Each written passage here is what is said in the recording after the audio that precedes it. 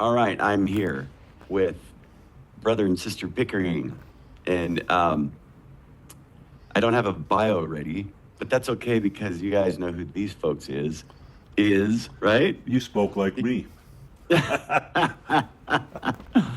And we have a playlist. This is their third time on the program, so if you haven't seen my whole playlist, I'm building it up with Rhonda and Farrell Pickering, who are eschatologists, and the best ones, because they're not indoctrinated by the colleges. They just do it. They dive in and they do it. So without further ado, let's get started. Hi. How are you? How are you? Yeah, Great. Yeah, I just thinking about our last weekend at the Book of Mormon conference, and the topic we spoke on, I don't know about everybody else, but the topic we spoke on was the next 10 years, because that's kind of been fresh on our mind based on our perception of how this is all going to roll out.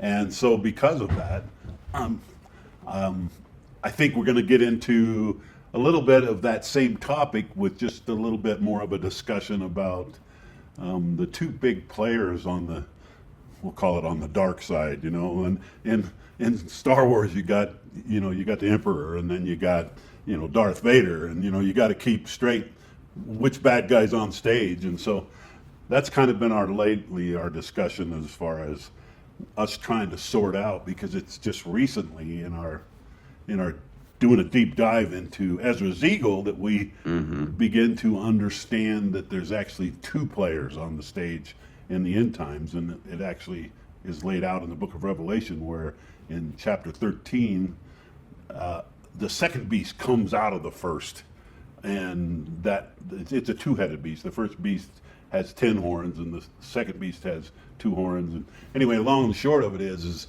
one kind of morphs out of the other.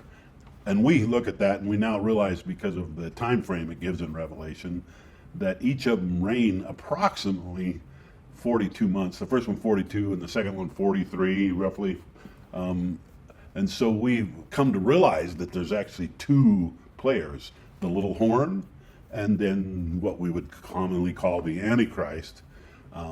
Little horn spoken of in Daniel chapter 7. For a long time, we thought they were the same. Yeah, absolutely. So In did fact, I, until you just said it right now. Yeah. okay, we actually believed that up until about 3 months ago, believe it or not, because that's been a common trip up even in the Christian world, where they have put it all into one cap. But when you understand the whole term is 7 years, and you read in Revelation that he only reigns 42 months, and then the other one reigns in actually the Ascension of Isaiah, it says it actually ties into 1,335 days, which is fascinating, spoken of in Daniel. We'll actually explain that. Yeah, we'll get into that a little more, but this is a little introduction. That we have realized now that the little horn plays out kind of in the King of the South, or the Western Empire, or the Western powers, and the King of the North actually plays out in the Assyrian powers, in the kind of Russia, Gog, Magog scenario. So we're actually realizing that these two players stage out in the end times, and it's actually between those two players that the treaty of Daniel 9 verse 27 actually is between those two players. So just to give everybody a clue where we went with this, it's what tipped us off that they're two different people was in Daniel 7, verse 8. There's a couple verses here, but I'll just read verse 8 and 9. It says, "And I considered the horns, the 10 horns, and behold, there came up among them another little horn." So this little horn is he starts out part of the 10 horns, and it says, "Before whom the 3 of the first horns were plucked up by the roots." And we thought, well, there's 3 heads of the eagle that go down. Is there a tie-in here, a connection? So, but we'll just leave that one on the table. But it says that, "Behold, the horn has a big mouth." He's speaking blasphemies and great things. But here's the clincher: "I beheld till the thrones were cast down, and the Ancient of Days did sit. And so the Ancient of Days, of course, is Michael Michael or Adam. Adam. And so we're seeing that this little horn ends. when Michael stands, when the Ancient of Days sits. And it seems like this is when this King of the North character, this Antichrist character, this is when he takes power and control. His double cross is He what. double crosses the little horn actually in Daniel 11. So that peace treaty that's made in Daniel 9, verse 27, the king of Assyria, or the king of Antichrist, he breaks it, he breaks it and betrays the West. but the little horn made it. And the little horn in him made it. And that's what these wars we're in right now are going to lead up to that treaty. And when that treaty is made, it's going to carry for 3.5 years, or halfway through the seven last years. And then he breaks the treaty, and that's when the eagle is burned, as it says in Ezra's eagle. However, So Troy, you might want to put the chart up that Well, we sent you and Yes, circle these. I will do that. Yeah. Can you read that verse that talks about the king of the north taking over the little horn? Sure. well, let's go to Daniel 9:27 and read that first. Okay, well, here. You Right. want me to read? Okay. Yeah, let me you go read, 'cause Daniel I didn't know if 9. you guys were going to read that or not. I know you were Yeah, explaining. we it. will. We will. Okay, sorry. Actually, I said, we've been a little bit sparring over this for a while. we do that. We talk back and forth until we work it out. And What- sometimes it can almost sound like, nah, you're crazy.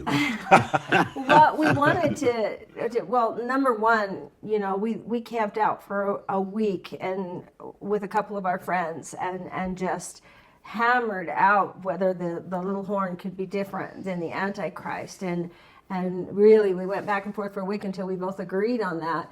But then the next issue that we were like, wait a minute, I see it this way, and wait a minute, I see it this way, is that, excuse me, one of them sits on the throne, sits in the temple, and declares himself to be God. So is this the little horn, or is this the Antichrist? Yeah, that's been the discussion, because it seems like So- in the last verse of Daniel 11, he is no more the Antichrist that sits on the throne of God.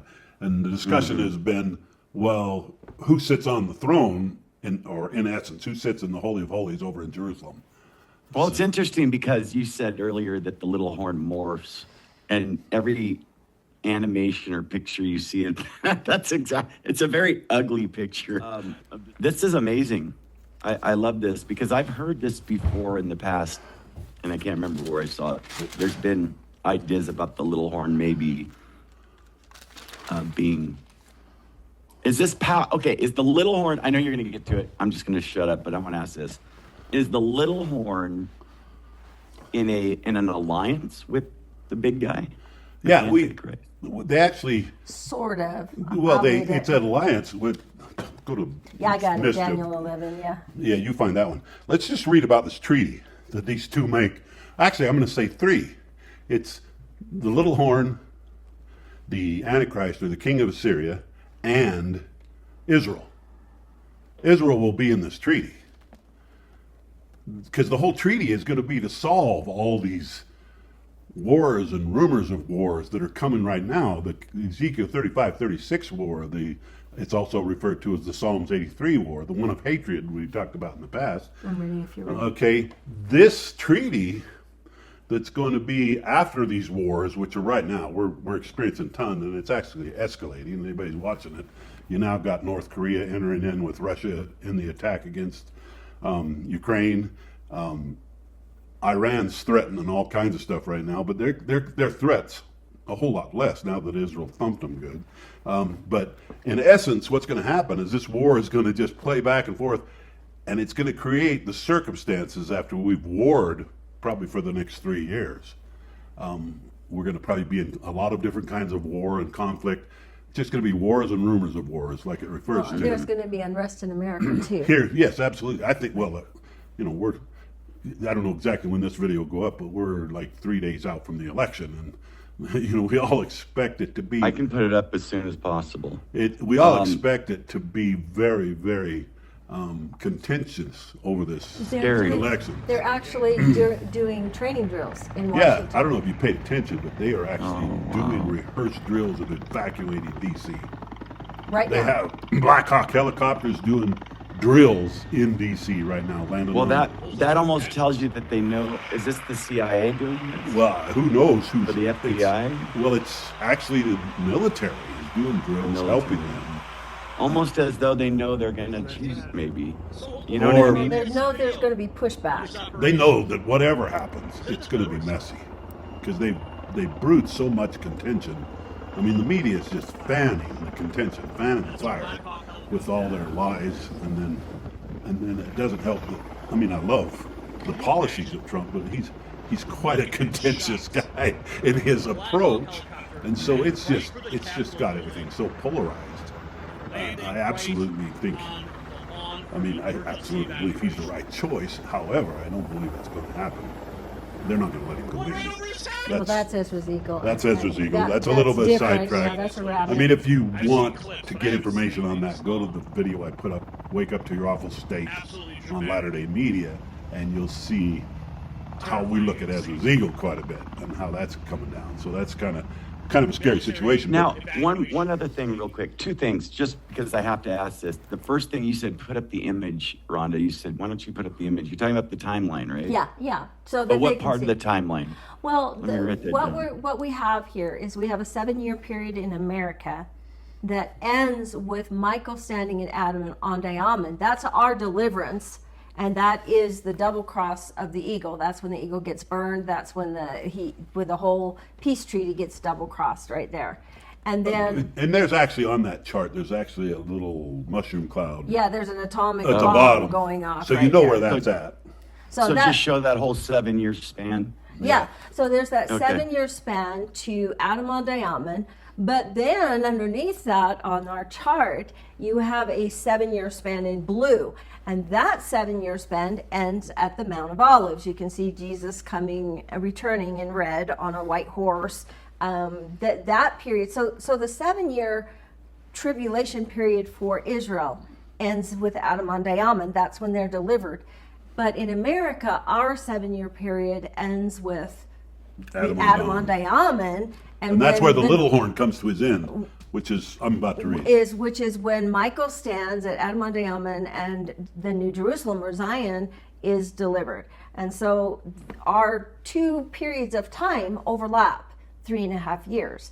And Okay. that's what causes all of the scriptures to fit together. And that's what we could have never guessed, that they overlap like that. Daniel's numbers just turned out that way. And since we saw that, we have found dozens of scriptures and other things that we're going to bring in today about the little horn that just absolutely back up this scenario. Yeah, it starts to lock everything in. I mean, when we had our conversation with Glenn Beck, we had just barely made the discovery of the structure, and that they we overlap. kind of had a pretty good idea of how it all fit together on a grand scale. But since then, I mean, the conversation was, so what do we do, and how does this all play out? And I says, I don't know yet. I mean, maybe we're not supposed to. Well, over the last 4 years, it's hard to believe it's been We 4 learned years. learned We've filled in a lot of details. In New fact, things all the time. even the last 2 or 3 months, we've filled in a lot of details, Right. and it keeps growing. So, anyway, let's just talk about this covenant that's going to take place if our Before you timetable. start this, I did look up Joseph Smith and the 10 toes. Uh-huh. Yes. And then I couldn't find anything, even though you're not the only ones that have said that. I've heard many people say that. Yes, we can give you the reference. It's Yeah, in it's the in teachings it's of in the prophet. history of the church. You can find Okay, it there, all right. and the teachings of the prophet. That's Anyway, fine. Go ahead. I think before you go to the treaty, let me just answer his question about you're saying that the little horn and the alliance. Antichrist, that Yeah. he said that they're different. That verse is in Daniel 11, and it says, and both these kings' hearts shall be to do mischief. We're in Daniel 11:27, and it says, and they shall speak lies at one table, but it shall not prosper. So they're lying to each other across the negotiation table here. and yet they make the deal. But it says, but it shall not prosper, for yet the end shall be at the time appointed, at the prophetic appointed time that we've been talking about. Do you think these that could be feasts. Russia and China? I think it's the The Assyrian? I think it's the Assyrian, Or which is closer a to Russia. Jerusalem. It's actually kind of Turkey, Iran, and Russia and their allies, Right. Antiochus and the Epiphanes. West. The little horn is going to be kind of the leader of the West. Okay, and Antiochus Epiphanes that we are going to be talking about in a minute was from Syria, and then in Isaiah it's the king of Assyria, which is further north, and so it's the Turkey. All of this area we know is where he comes from. So it's an alliance. It's not just one.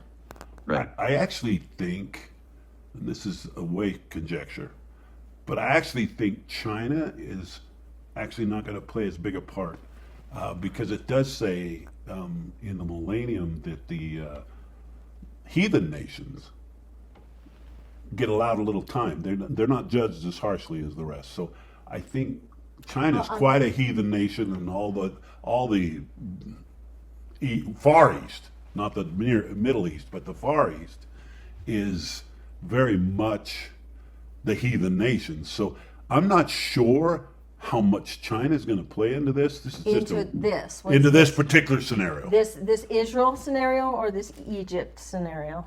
The treaty. The treaty They itself. probably will side with Russia, but they're not going to be the ringleader, is my feeling. Well, that's just Interesting. That's just- well, then you've got speculation, this- That's and total I'm not sure conjecture. that I'm totally on the same page with that. I think that China will have to do with the cleansing of Egypt of America. But anyway, I see your point. but They that's, come from the, I don't think we can back that Or up that, what is it, scripturally. that billion-man army, or what is it? 200 million.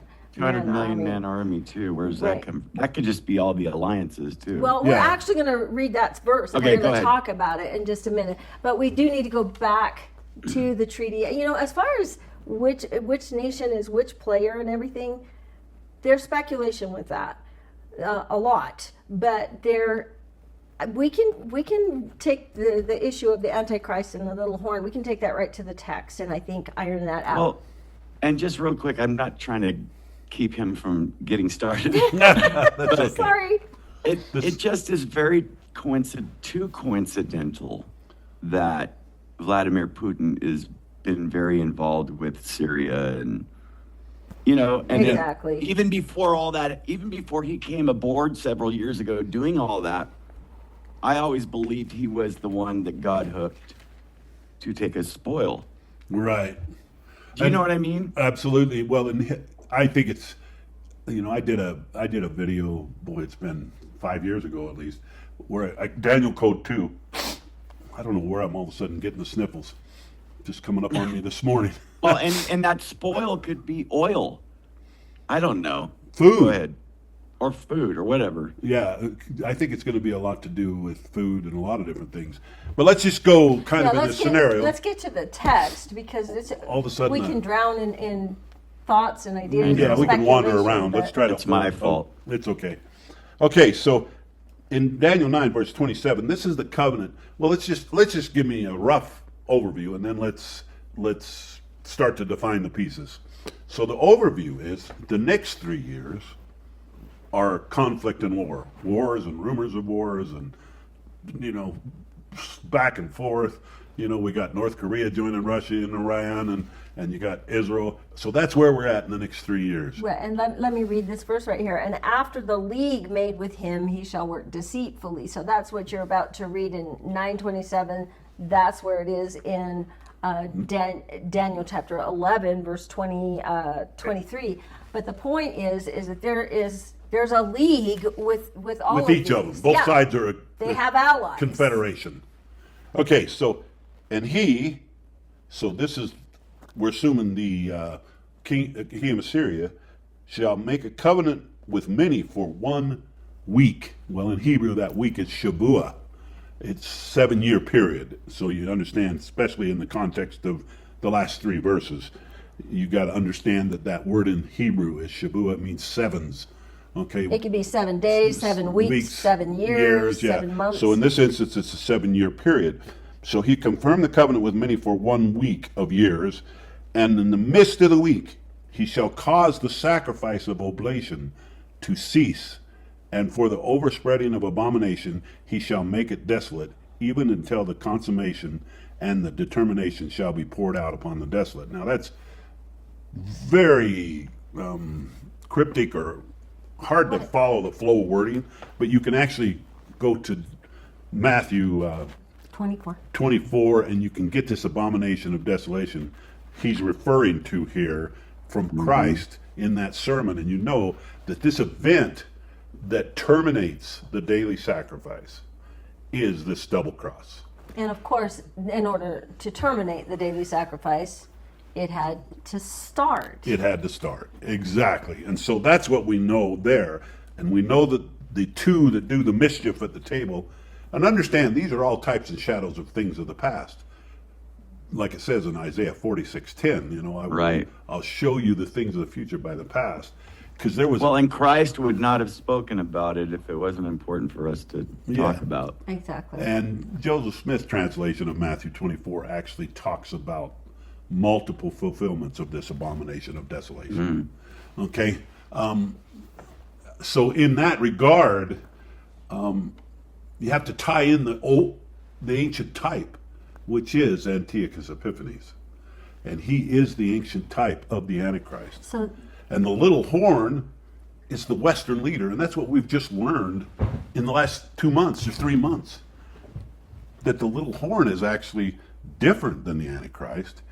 And he comes to his end at Adam-ondi-Ahman, as it says in Daniel chapter 7, where we just read that he reigns up until Michael stands, or the Ancient of Days stands. He's the Antichrist mini-me. Actually, the Antichrist betrays The him. little horn. So. They should have the little horn like this. So last night I was in Costco and I met a friend, and they were talking about sometimes we talk historically on our videos, and a lot of people out there don't know who Antiochus Epiphanes is and all of this. So I just want to, for all of you out there that don't know that, just hold on. We're going to talk about him in just a minute. But he was a type. Should we talk? Right. Yeah, just tell that whole. He was a type and a shadow for the end time Antichrist. He is Daniel 11, the king of the north and the king of the south and everything. It played out historically in his time, as well as it's a prophecy in the end time, just like Isaiah says. So, quick comment there. You could, as you read Daniel 11, it actually says, and at the end. So it's jumping back and forth, and it's telling the same story with two applications. So you got the one application, which was Antiochus Epiphanes, who did the original abomination of desolation. He was the original one. Is that Titus? No, it's not Titus. Titus is from Rome. Antiochus Epiphanes is one of the 4 generals after Alexander the Great. So he's from Greece. So you could argue that Titus is also a fulfillment of that. In other words, there's been multiple times that prophecy is fulfilled cyclically. We're talking about the first temple then. We are talking about... Well, we're talking after it's rebuilt, about 167 BC. And it didn't get destroyed. So let me go back and tell you the stories. This is the story. Maccabees. It's the story of Hanukkah. It's the story of the Maccabees, and it's in the Apocrypha in the Bible. So 70. It's after 70 AD then. Okay. Yeah. No, it's before. It's BC. It's BC. 167. That's what BC. I mean. It was so that Christ didn't. He could tell the story in Matthew 24. Because he's referring to... I got you. Yes. You're saying fulfilled once and it gets fulfilled 2 more times. I got you. Okay. I'm with exactly. And that's what Joseph Smith alludes to in his Joseph Smith translation of Matthew 24. Multiple abominations of desolation. Very good. I come up with them. Well, we all get lucky sometimes, don't we? So I'm going to read a little bit. I'm going to tell you a couple of quote from one of my favorite books on the prophetic appointments on the feasts of the Lord. This is from Marvin Rosenthal, and to this day it's still one of my favorite books because he's Jewish. He understands the Jewish perspective, but he's Christian, and he understands the messianic application to these feasts of the Lord, these prophetic appointments. Just like we just read, it said, but the end will be at the time appointed. Well, this is what the scriptures are talking about. The Moedim, these feasts of the Lord that were rehearsals in the temple. And anytime you have an ordinance in the temple, ancient or today, It's always a rehearsal of something prophetic. And I always like to use baptism because, the ordinance of baptism, what is all of this? Why do you go underwater? All of this. And it's a symbol of the resurrection. It's a symbol of dying and being born again. And so it is the ordinance that we perform is a type and a shadow of something future that we look forward to, particularly with regard to coming back into God's presence. So this is what all ordinances are about, is a rehearsal for the future. So when we talk about the prophetically appointed times, remember that they were ordinances in the temples anciently. And we've lost all of our understanding of what these types and shadows meant. Now, Hanukkah is not one of the big seven, I call them the seven prophetic appointed times that are appointments with Jesus Christ and the earth. Hanukkah is an appointment with the bad guy. And that's why it's not one of the big seven. An overthrow of the bad guy. But it is still very, very prophetic. Okay, so we're in Maccabees. We know that after Alexander the Great died at age 33, then his kingdom was split between his four generals. The two that we're going to care about is the Antiochus Epiphanes, who will come from the Seleucid Empire. He Empire. actually wasn't the general at the time of Alexander's death. He is a general that came down from the Seleucid Empire, right? Seleucid, in the north.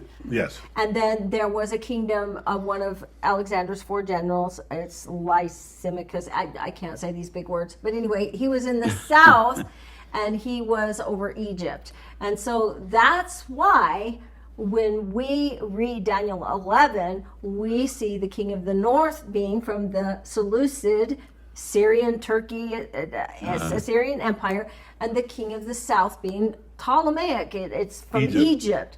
And we're allied with, Isaiah tells us that we are Egypt in the last days because of our relationship as being a superpower, but also we're aligned with the king of the south. Well, and also in Ether 13, it says that just as Joseph went to Egypt, Lehi came to America. He puts Egypt and America in parallel, right in the Book of Mormon. So that's where we get that the king of the north will be the Assyrian-Russian alliance. Yeah. And the king of the south is the American West Alliance. Right. And Israel's kind of in that alliance. Okay, so back to the time of Antiochus Epiphanes, who was like we say, he was the emperor that came down from the Seleucid kingdom that broke off from Alexander the Great. We're going to just talk about the fact that he tried to conquer the king of the north tried to conquer the king of the south. He went down to Egypt and tried to conquer Egypt. Now, Antiochus Epiphanes IV was thwarted by Rome. I mean, the Roman general actually came, and I'm trying to think if I can find, I'll just tell it. He actually came in when Antiochus Epiphanes was about to conquer the king of the south. The Roman general came in and he said, so just to get do this you right, want war with Rome or not? Because we're going to defend Egypt. So let me just kind of define a little bit. The king of the north and the king of the south were kind of the descendant empires of the two of the generals. The other two generals were Octavius, was coming through that line, and the Roman Empire comes through that line, and Anthony. So these four generals are playing out. But when we're talking the king of the north, they actually are the west. Okay, Rome and King Egypt. Anthony, okay, are the west, and the king of the north, the king of the south are the east almost, or the Middle East in that relationship. Well, so, you said Egypt too, right? yeah, Egypt aligns with Anthony. Okay, and well, basically Cleopatra and Anthony become lovers. Yeah. Okay, Yeah, the Greek, so this history Greeks, kind of flows down, and I'm covering. Alexander the Great loved Egypt. Yeah. So we're kind of flowing over 400 years of history very quickly. Okay, just understand that this 400 years ends It's almost, can I just say that it's almost like an alliance between Great Britain and the United States. Yeah, You know? there's tons When you say of, the West yes. and Egypt with such a diverse melting pot, just like the United States. Wow, that's amazing. All right, so we're returning back to the type of Antiochus Epiphanes, because as far as the prophetic appointments go, he is our type of the Antichrist, which is the discussion we're having right now. So let's learn a little bit about him. It says, meanwhile, the ambitions of Antiochus Epiphanes continued to grow, and he aspired to reunify the Grecian Empire as in the days of Alexander the Great. So it's now all split up, but he wants it to be one kingdom, one world order again. Yeah, and he wants to be the boss, right? Okay. So it says, you can see why he's a type of the Antichrist in the end time. All right. It says that in 168 BC, he warred against Egypt. So we have the king of the north fighting the king of the south here, and victory seemed certain. However, the Roman Senate dispatched Pompilius Laenus, I hope I said that right, to prevent Antiochus from taking Egypt. So when he was asked if he wished peace or war with Rome, Antiochus stalled. The Roman representative drew a circle in the sand around Antiochus and stated that he must decide before leaving the circle. So what that stall is, this hesitation, is this treaty that we're talking about. It's in the type and shadow where you read through Daniel 11 and it's historical and it's prophetic. And so what's happening with this king of the north, king of the south thing, you hear this push and push back, but in the very end, he makes his big final push. And he comes with fury, and that's God. And this is the part where he comes with fury that in history is right here, because he has to withdraw from his attempt to conquer Egypt in humiliation. And as he comes back through Israel's the crossroads between the king of the north and the king of the south. As he's returning back to Syria, figuratively, that's today too. He stops Right, in Jerusalem, and there is civil war and internal intrigue happening amongst the Jews in Israel. They are kind of split and divided whether they want to become Hellenistic and compromise and be more accepted by the world, and then you have your Orthodox Jewish people that are saying, absolutely not, this is compromising. Hold the line. Compromising everything. And so they're having civil war and an internal conflict in Israel when Antiochus Epiphanes comes back through. And that's a type in the shadow too. America can't fall. The king of the south is not going to fall unless we have our own internal conflict. And then we have the king of the north coming through. So just like right here. And it says that Antiochus ordered his general to destroy Jerusalem, and the full heat of his wrath and frustration was vented on the Jewish people. And now I'm not going to go into all the history about it. I'll just say that he erected a statue of Zeus in the temple, in the holy place, at the altar of sacrifice out front, and that image of him, just like Nebuchadnezzar in Daniel chapter 2, and when he erects the image, it's an image of Nebuchadnezzar. They're supposed to worship him. Antiochus Epiphanes has erected an image in the courtyard of sacrifice in the temple of him. It's Zeus with Antiochus Epiphanes' face on it. Okay? Oh. And he is requiring everyone, he slaughters a pig on the altar, and then he brings the blood of the pig into the Holy of Holies and sprinkles the blood of the pig. So Israel as a nation is reeling with shock, desecration and of the horror. temple. And he has destroyed the city. Hundreds of thousands of people have been killed and taken into slavery. And this is our type and a shadow of the Antichrist. When he comes in to Jerusalem, he puts his image in the temple and desecrates and commits what in scriptures is called the abomination of desolation. Mm-hmm.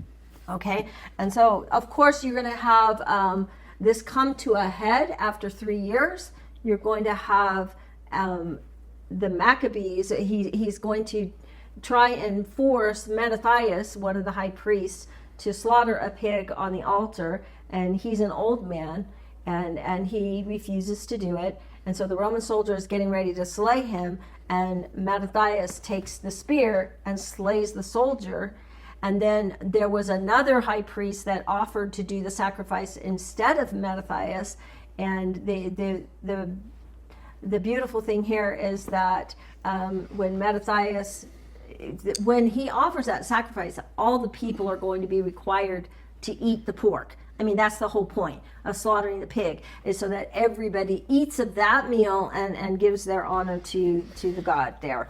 And so Mattathias doesn't want to put the people through that, and so he slays the high priest, that the other priest that was offering to do the offering, and this is going to start the revolt. They know that Antiochus Epiphanes' fury is going to be poured out on the town of Moedin, and so they all head to the hills.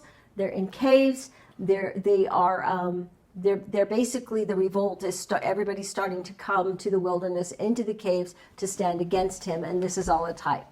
Yeah, and we're overdoing the detail In a way. But actually, that was amazing. I mean, amazing and horribly amazing. You know what I mean? yes, It's not overdoing the disgusting. type. It's blasphemous. maybe we're not overdoing the detail. We're overdoing the detail for my 30,000-foot flyover. Okay. Okay, But I'm about to make a point. well, let me, before you make that point, is understand that the type of this whole thing is what is going to play out again. And I was going to say I had two epiphanies while you were speaking, and that's what I wanted to really Okay, go into. go for it. But I wanted to do that after you finish your content rather than splitting it in the middle, but I wanted to get that in there so I don't forget. Remind me. Okay. Several chapters later, Daniel again prophesies of a coming Assyrian or Syrian persecution. And it is in Daniel 11, but the people who know their God. So this, in Daniel 11, this is when it's talking about the time of Antiochus Epiphanes, because this is what really happened. It says in verses 32 and 33, but the people who know their God shall be strong. These are the Maccabees, and they will carry out great exploits. And those of the people who understand will instruct many. And yet for many days they shall fall by sword and flame, by captivity and by plundering. Now, there's all kinds of famous stories in the book of Maccabees about people who stood against Antiochus Epiphanes and gave their lives. And these are, and I don't have time to go all into it. If you get the book, you'll see it. But in Hebrews 11, in the Great Hall of Faith, they Wait, are... what book? In Hebrews, in the New Testament. New Testament. Oh, Okay. that book. It's talking about Relatively, it's talking about others who were tortured, not accepting deliverance, that they might obtain a better resurrection. That's a direct reference to Hannah and her 7 sons in the story of the Maccabees. So they're mentioned in the Bible. So now we're going to get to our application, but you go ahead Okay, first. and the application is that really, whether or not this holiday existed prior to the Maccabees or not, there's not a lot of historical record that would tell us that Hanukkah existed prior to the Maccabees. But Hanukkah became absolutely critical in the relationship of Daniel's numbers when you understand that the daily sacrifice starts on Hanukkah, and that the whole blessed is he that come to 1335 days is back to Hanukkah again, when the On our chart. complete cleansing of the temple has taken place. Okay, so that we now are going into what most people would like to call the millennial day, because the Antichrist has been totally put down, the rededication has taken place, and that is the significance of Hanukkah. And Hanukkah is actually far more significant than we ever gave credit to it. You said on our charts. Is that a reminder to put the chart up? Yes. Yes. You can, anytime you want to, you can refer to the chart as we're talking here. Anyway, so this 1335 days, and this is what we were going through last night, is she's done a relationship even this very last week, where she has gone into the Ascension of Isaiah. I'm going to get there. Am I jumping the You're gun? jumping, yeah. Oh, well. I don't want to tie it yet because I want to show. I like jumping the gun. No, I'm sorry. I want to show the parallel here because we've talked about Antiochus Epiphanes now, but we need to tie it to Daniel 11. And whenever you guys have time, I have two little dinky questions. Okay, let me finish this point and then Just don't forget 'em. Just hang on to your questions. Okay. It's about what you guys are talking about. All right. So this is from a Jewish perspective, and I love this because this book is written by Marvin Rosenthal, but he understands Christ, and so it's so insightful. But this is from the Jewish perspective.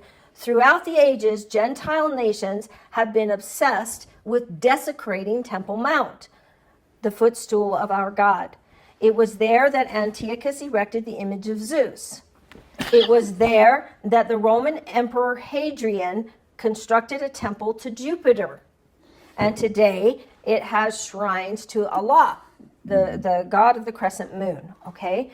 Now, this Antichrist person in the end time, according to Jewish theology, is known as Armilus, by Jewish theologians, and he is known as the Antichrist by the Christians. And he is foreshadowed by Antiochus Epiphanes. And what's fascinating to me is if you noticed, it said, back here, Daniel prophesied that many within Israel will again enter into a covenant or a security agreement that Pharaoh was reading earlier. But here's what they add. With a Gentile ruler. Little horn. The little horn. This is the treaty in the West. And so they're This saying... is a treaty between the West and the Antichrist, and Israel's in the middle of it. And it says they will turn to a Gentile leader for peace instead of to the one true God. And then at the midpoint, 3.5 years later, Jerusalem will be captured, and then it will be overrun by the Gentiles. But here is where in Revelation 12 it says the woman flees to the wilderness. This is just like they did at the time of Antiochus Epiphanes. They had to flee into the wilderness. It says In the Judean mountains. and just to tie it all back into Jesus making it a last day prophecy, it says that therefore when Matthew 24, when you see the abomination of desolation spoken of by Daniel the prophet, then let those who are in Judea flee to the mountains. Immediately get out. Yes. Immediately. And that is this crossover event. Adam-ondi-Ahman is the betrayal. That we know that by the transition between chapter 11 and chapter 12 of Daniel, that when he desecrates, Michael stands. That's how we know the timing of it all. And that's how we know that that's when the little horn comes to his end and the Antichrist completely takes over at that point. And Okay, real quick, Okay. real quick. So, they're just little tidbits here. You think so when we say the abomination of desolation, many have different ideas. So I used to think of when you see the desecration, but you're saying it's literally going to be another pig, and they're going to try to get people to eat the pig again. we're saying that it is when a Gentile, a ruler, Well, I would say a pagan leader, a Muslim leader, whatever leader, goes in and says, I've eliminated the little horn, and this is her latest perspective, and I'm beginning to totally agree with it. Okay, she's eliminated the little horn, and he says, now I'm it. You guys will worship me, the idol of me, the image of me spoken of in Revelation, and the image of him will even speak. In other words, we could see that in modern technology. The image of Right. he'll speak, he'll have AI, he'll be able to do a lot of things. I'm reading verse I 45. don't know why all of a sudden started coughing so much. It's okay. You're all right. So That's our in, entertainment. in Daniel 11:45, and he shall plant the tabernacle of his palace between the seas and the glorious holy mountain. So between the seas is between the Sea of Galilee, the Dead Sea, and the Mediterranean Sea. Between the seas is Jerusalem. And Right. so- Mariah. Right. So it's really important to understand that there's stuff with a little horn happening over in America. Well, the and West, the whole in the West. West, he representing the West, the 10 horns.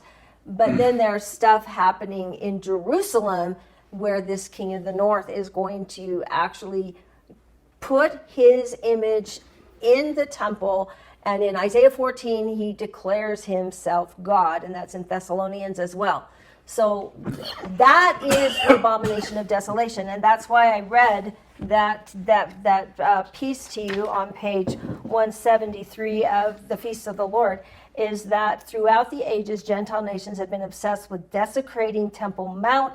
That's where they erected the image of Zeus. That's where the Roman Emperor Hadrian built They always the go temple after to the Zeus. temple. They go after the always Temple go Mount, after and the the temple. abomination of desecration is when they put their image, their temple there, and they slaughter the Jews. And it's almost as though he's not going to, if he's a Muslim, he's not going to say, I am God, maybe. That's kind of maybe, I don't know.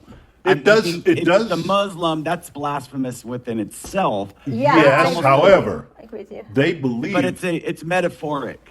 Well, yes and no, because they believe in the Mahdi. And if he claims that's to, right. if he claims That's to right. be the Mahdi, and they believe he is Mahdi. the Mahdi, okay, she says I Mahdi. say it wrong. Okay, The Imam, they will Imam, align whatever. themselves as he's the 12th Imam. Is that how you say Yeah, it? Imam. Yeah. The 12th 12th Imam, and they will honor him in that position. And if you read the dialogue, it says he does not really believe in the religion of his Exactly. people. It says he will not do as his pretends to be. fathers did. He's playing the game, but Right. it says he's really doesn't believe. Well, it's interesting because some Muslims, most Muslims believe in Christ too as a Prophet. last day guy and prophet. Well, more than just a prophet. They think he's almost as above the 12th Imam. I've even heard, it's interesting, guys. I've even heard some Muslims say that the 12th Imam, there will be that Christ will come and overpower him or something. I don't know. It's just crazy. That's crazy. Anyway, go ahead. This is all going to be playing out, and we were having discussion who sits in the temple and declares himself God, the little horn or the Antichrist. And I'm now seeing that I believe it's the Antichrist, because what he does is he comes in and does that at the same time he betrays the West and burns her with fire, as in Ezra's eagle. It also is in Daniel that it gets burned, the beast gets burned at the time Michael stands. So this is all a grand reversal of events playing out simultaneously almost, within short time frame. It's a Red Sea kind of thing where the Pharaoh of Egypt gets wiped out, and the saints get delivered. However, in this instance, Old Israel does not. Old Israel is actually at this time coming totally under the reign of the Antichrist. the Antichrist But it's oppression. and it's a good thing that Zion has been established so that there is a place Of safety. For the Yes. 144,000 to rescue people too. And I got to point this out. It's amazing that you're saying that too, Rhonda, because you're pointing out that Satan puts it into their hearts to just desecrate the temple. Because what is the temple? That's so many things to the saints, to God. It's a place we do our genealogy. That's how we gather Israel. That's how the work goes forward. That is where we get our endowment. That is where we do sealings. It's everything to us. Absolutely. And it's everything to the Jews in Jerusalem as well. Well, same thing. Yeah. Right. So the thing that I want to point out here, though, be really careful when you evaluate prophecy that you don't substitute one of our temples for that temple. And the reason I say that is because when I say in prophetic picture is because you got to realize that location is the location that Abraham offered Isaac. It's the location of, it's not exactly in the exact same place, but I actually believe that where Abraham offered Isaac as sacrifice is where the temple is, and that where the ram was in the thicket is actually where the crucifixion took place. Mm-hmm. So the type is absolutely perfect. In other words, the ram that was to the north from Abraham when he was preparing the altar was where. So this location is where the atonement and the crucifixion. It's where Jesus comes. This is the type and shadow of all prophetic picture. On the Mount of Olives. On the Mount of Olives, Comes the Mount Moriah, that whole scenario. So you can't, in this instance, there's no substitution for one of our temples. And I wasn't doing that. I understand what you're saying. And I agree. What I'm saying is, whether it's the old law temple, you know, and the treaty with the Jews, or the covenant, it's symbolic of not liking that covenant that God makes with Israel. Absolutely. Exactly. That's kind of what I meant. And You know it what I mean? does, and in spiritual principle, it does play out in Right, America right. as well. But I completely understand what you're saying, Farrell. Yeah, That- I just want to be careful because you hear a lot of people saying, well, this happened and It all happens here. Nothing happens over there. Right. Or you right. have the Christians saying it all happens over there and there's nothing over here. Yeah, And so it's actually Yeah. requires the restoration to get the relationship to put it between together. the Antichrist and the little horn, to merge things. and then the New Jerusalem and the Old Jerusalem. You have to have the context of the whole picture. And the understanding. Right, right. So Antiochus Epiphanes, his name in Greek means I'm God. I'm Epiphanes, I'm God. And here it is in 2 Thessalonians chapter 2. It said, who opposes and exalteth himself above all that is called God, or that is worshipped, so that he, as God, sitteth in the temple of God, showing himself that he is God. And so this is this character that is this Antichrist character that is coming in the end time. He's definitely sitting in Jerusalem, in a temple, stopping the daily offering there. And then what we're about to learn, and I'm about to read to you, is he doesn't actually stop the offerings. He stops them from being offered to Jehovah and says they have to offer them to him. So we've got that pig going on. So, and I'm going to show you where it says that. And that to do that, we're going to have to go to the Ascension of Isaiah. Before we go to the Ascension of Isaiah, I want to read Daniel chapter 12, verse 12. You have just one verse with this number. It says, "Blessed is he that waiteth and cometh to the 1,305 and 30 days." So 1,335 days. Blessed is he that makes it to this 1,335 days. And so when Pharaoh was figuring out Daniel's numbers, how they all play out together and point to Adam-ondi-Ahman, the 1,335 days lands on Hanukkah again.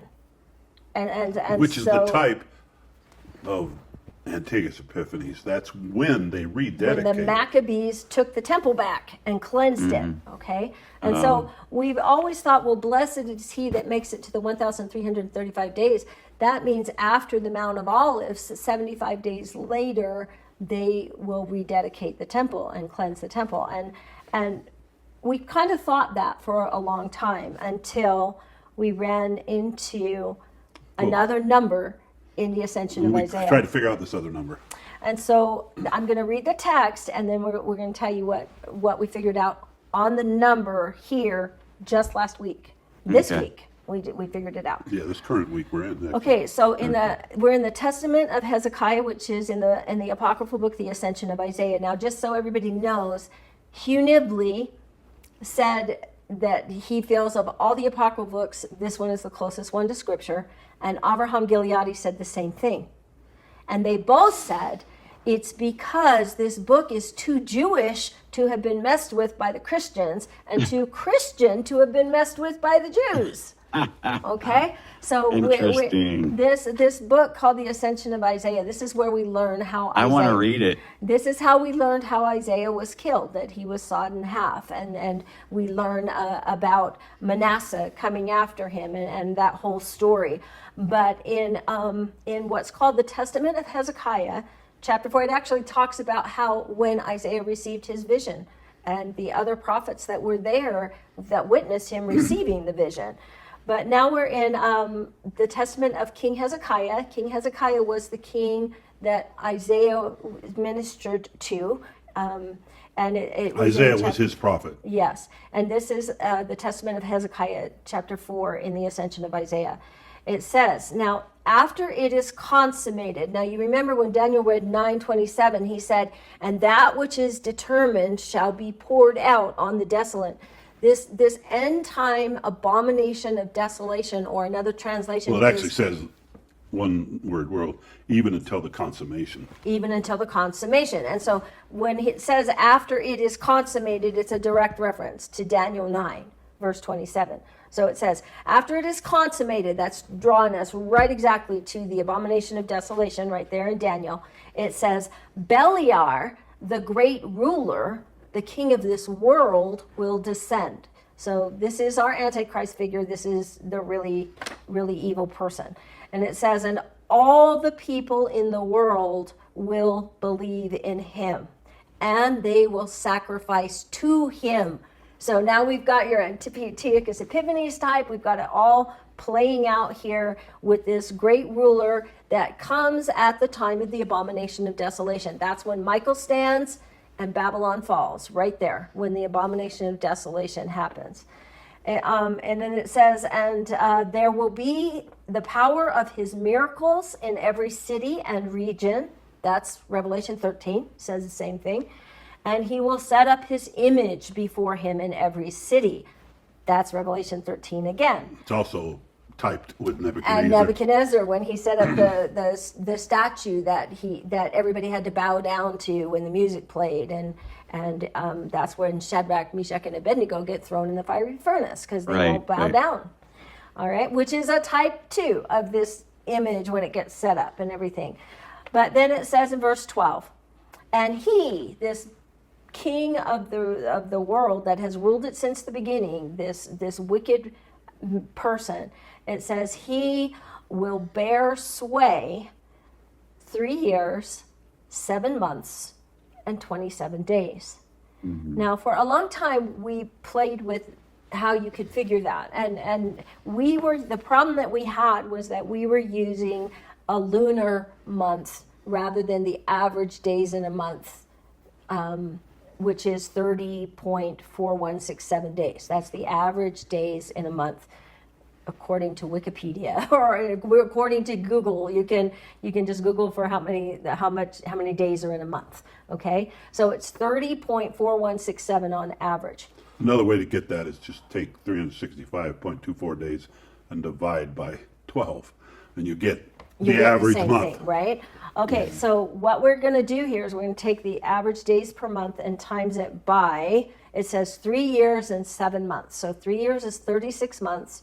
Add 7 months to that, we have 43 months. So we multiply that by 43 and we get 1,308 days.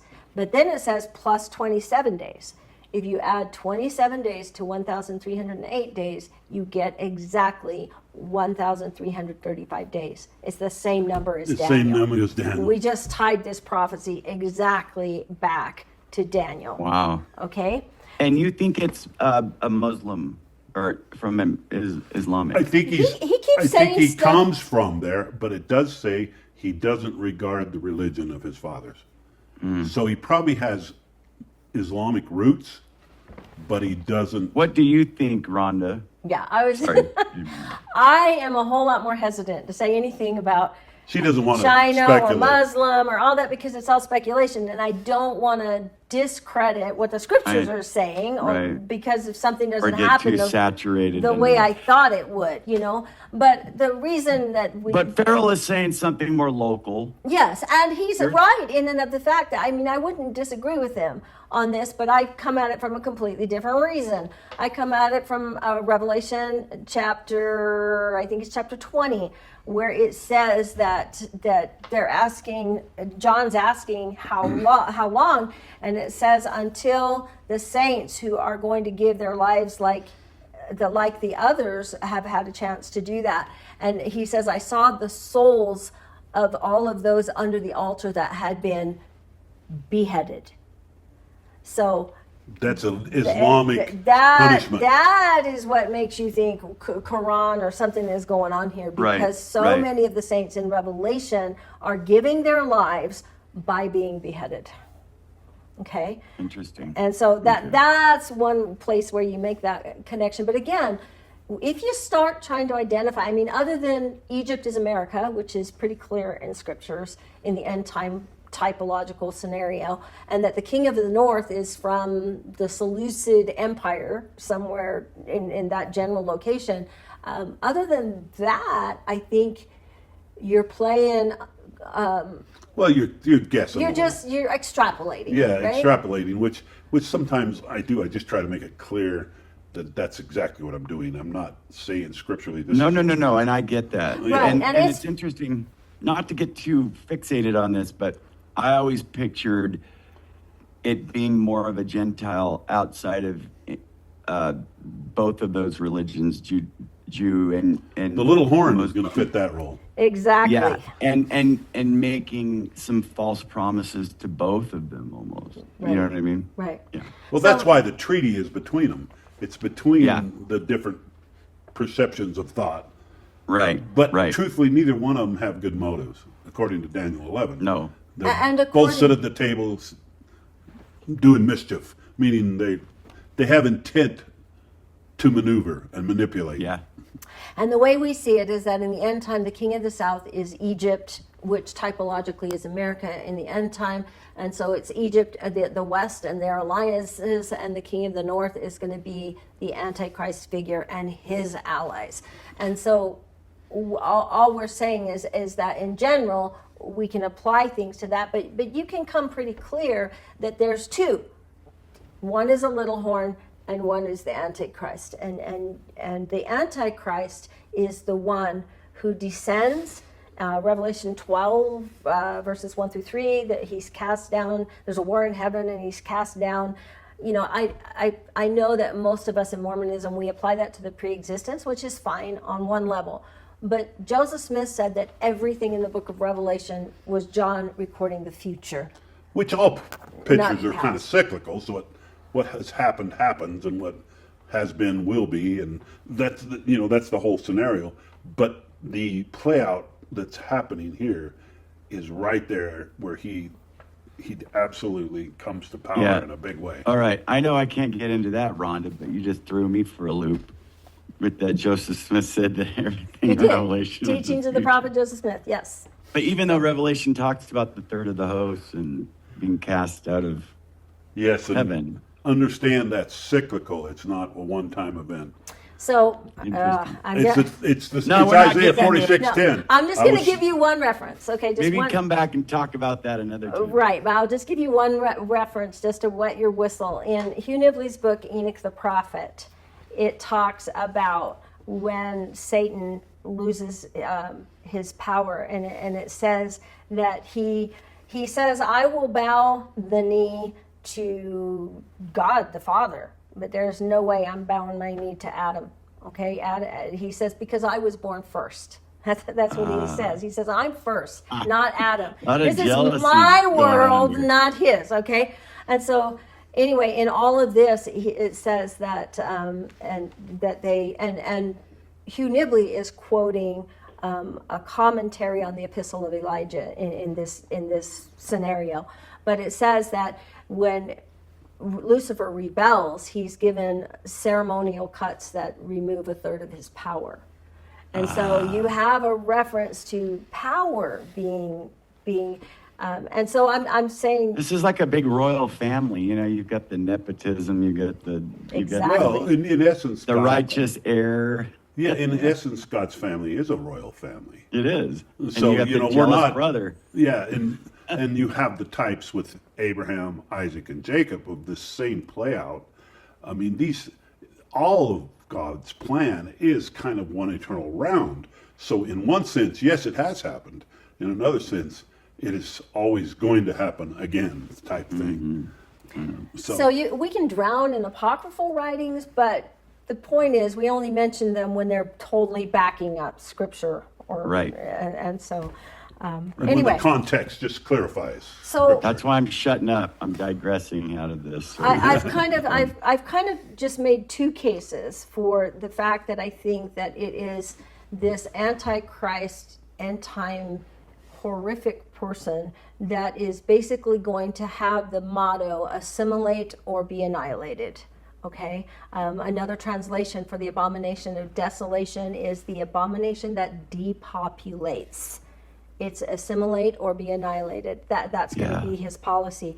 And from the prophetic types and shadows in Antiochus Epiphanes, and from the Ascension of Isaiah, where it says it pretty directly and ties it directly to Daniel's numbers, I think you can make a case that it's the second one, the king of the north, that sits on God's throne in Jerusalem and declares himself to be God, as it talks about in 2 Thessalonians chapter 2 and Daniel 11, verse 45. Take it away. I made my point. Oh, no, you're doing good. I actually was debating, just how far we want to go today. I mean, because what you have is you see this complement, I call it complement, between Daniel's account and the Matthew 24 account, or Joseph Smith's Matthew, and Revelation. When you want a clear picture, you have to combine all of the perspective that the whole gives you to see the picture, because to try to combine it with just one of them leaves you peeking through a little pinhole sometimes, trying to get a view of it. Whereas if you can pull the whole thing together, you get the whole. And that's what I was thinking. I would maybe, I was going to wind up unless you. Well, I was just going to say one more thing about him from Daniel 11 before you wind up, and that's that this king will do according to his will. He will exalt himself and magnify himself above every god, and shall speak marvelous things against the God of gods. And so he has a big mouth too, just like the little horn. And he will prosper till the indignation be accomplished. For that which is determined shall be done. That could be the little horn, but this is when we get to the other guy. Neither shall he regard the God of his fathers, nor the desire of women, neither regard any God, and he himself shall magnify himself above all. And so here again, he's not like his fathers. He believes in a God of forces, it says, and a God whom his fathers knew not shall he honor with gold and silver and with precious stones.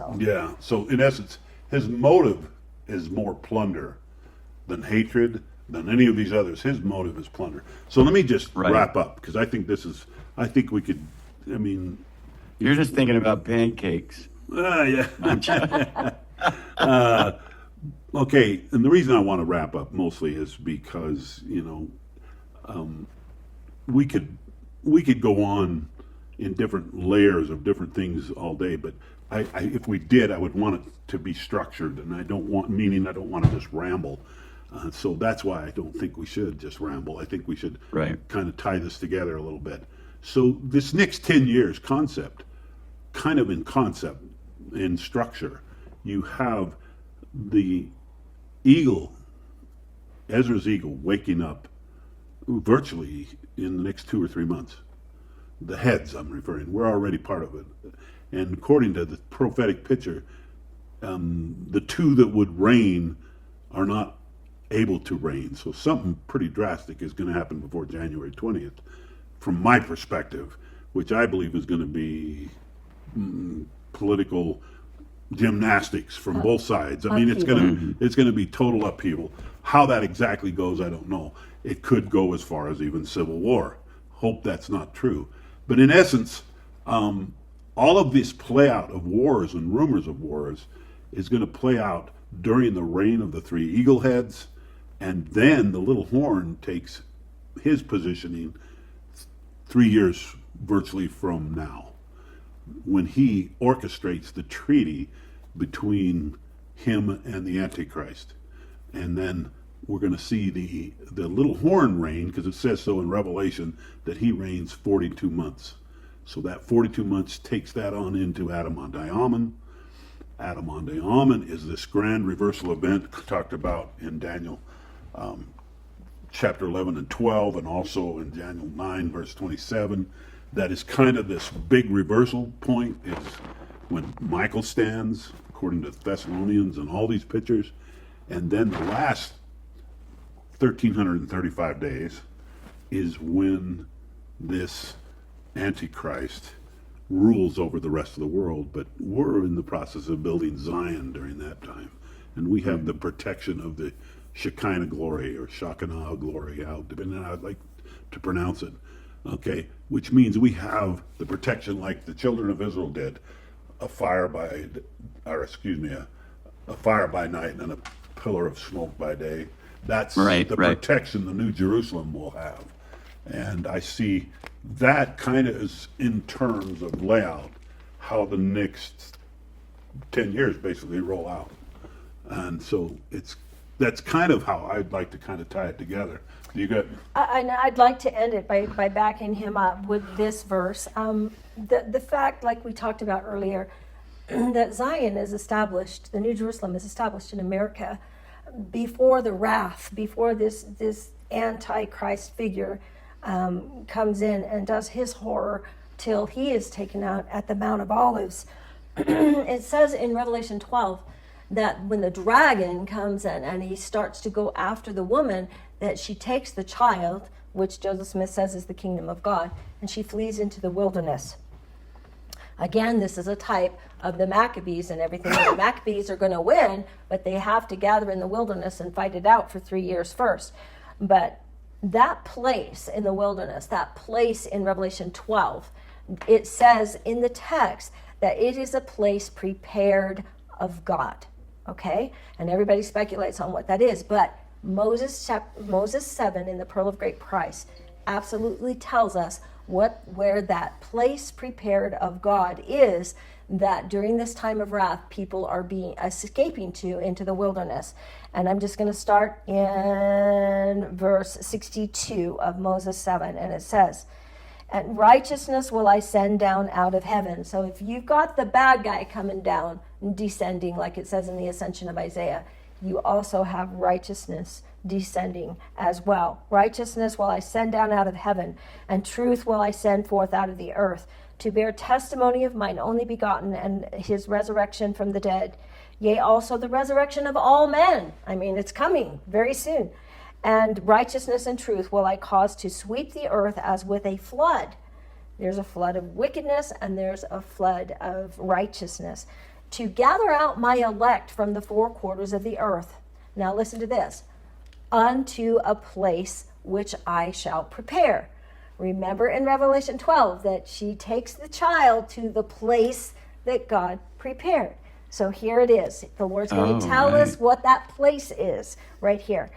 "Unto a place which I shall prepare, a holy city, that my people may gird up their loins and be looking forth for the time of my coming. For there will be my tabernacle, and it will be called Zion, a New Jerusalem." The New Jerusalem. So that is the place that God has prepared for this end time wrath period. For everyone who will, DNC 45, who will not take up a sword against his brother, will go there for peace and safety. And there, the kingdom of God will be established, so that when he returns at the Mount of Olives, it will go forth. The law will go forth I've from Zion. always said that the millennium breaks forth like the stone cut forth without hands and builds steam and grinds away the kingdom of the world.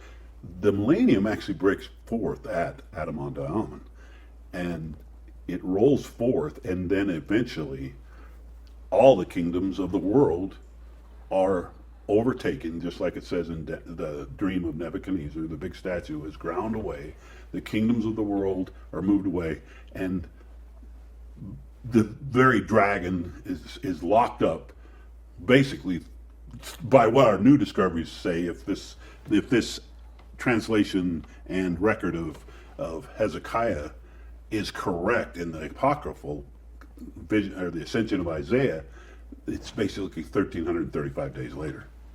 So that's when this kind of wraps up. I was just going to say, in the Juvenile Instructor, we have an article, a very little known article. It was published in the Meridian magazine, but it is a memoir of someone that said that Joseph Smith taught him that when that kingdom rolls forth, that stone cut out of the mountain without hands, that it rolls forth slowly until it crushes the kingdoms and the statues. You know, we see it often pictured like some meteorite taking out the statue, you know. Yeah. But it's more of I've a, heard, yeah. just rolling over like a bowling ball more, and it's Yeah. in slow motion, you know. I'll ask you guys off camera so we can cut it Okay. off. Anyway, So we don't get in little rabbit holes. it's all good. Maybe we should just have rabbit hole day once a month. Come on and we'll call it rabbit holing with the Pickery. Where we Chasing just go, bunnies. hey, I'll just have a list of things, questions, and we can get into it. All right. Thank you guys so much. Thank you. Okay. Don't go away, though. Thanks for sharing with us. But you guys are going away. Huh? Thanks for What? thanks for letting us share. This is Oh, this is our love, absolutely. you know? This is fun. This is fun. You know, guys, I want to say this before they go away. This isn't, you know, people go, well, these aren't important things. Well, they are. They wouldn't be in Scripture. But we can talk about things that aren't always related to other things that we talk about in the gospel. In other words, you got the fun. I call it the fun stuff because it's still we're anticipating the Savior's return. We don't know what it looks like. I always say we're hitting the dartboard. We might not be hitting the bullseye all the time, but we are hitting the dartboard, right? Well, I would argue that Yeah. that prophecy is the hope of salvation. Meaning, when we see all the trouble in the world, it's really hard to make sense of it unless you take it in the context of the whole plan. Rhonda did a video called "The Backstory of Israel," where you actually get the relationship of what's going behind the scenes to make it all happen. And I think that is a beautiful parallel. She actually tied it into Disney's backstory between some of their When they do old- the yeah. cameos. before of all the Disney became so characters. woke. I saw your video actually. I know what he's talking about on your website. Yeah. And I always list your website right here. So as we've been doing this the whole time. Yeah, and We you have- can go to our website, and then we have a ton of videos up on Latter-day Media Yeah, as our well. Come Follow Me's are on YouTube Latter-day channel. Media. Oh, okay. All of our Come All right, Follow Me stuff, and a lot of that stuff is on Latter-day Media. So, Awesome. And we did get through everything, right? That you guys wanted to on this. oh, you know, We just wanted to There's- talk about there's the little horn and the Antichrist. one thing about water running down the river, it never stops, you know, But did we thoroughly get through what you wanted to say on the little horn? I think and this is as Antichrist? good a stopping place as we could make it. Right. Yeah. All right. I better go. Okay. Don't go away, you guys, though.